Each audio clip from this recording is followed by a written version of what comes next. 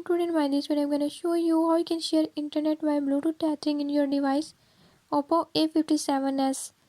In this device Oppo A57s, if you want to know how you can use Bluetooth tethering, I'll tell you few tips and tricks that you can use to fix it.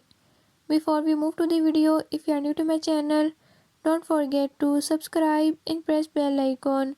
Watch complete video and learn how you can do it.